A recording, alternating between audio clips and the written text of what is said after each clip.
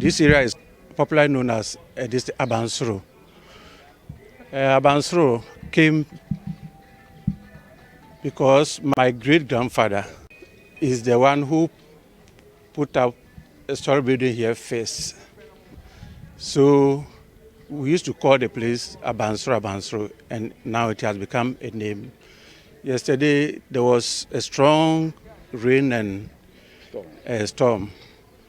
So the storm was too heavy to the extent that this morning when we wake up, all the roofing and the iron sheets got off.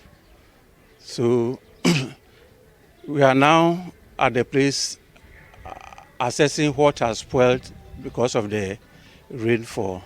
So now we have seen that about 6 rooms has been ripped off.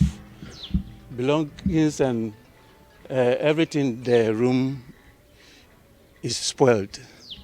So we are appealing to the government to come to our aid.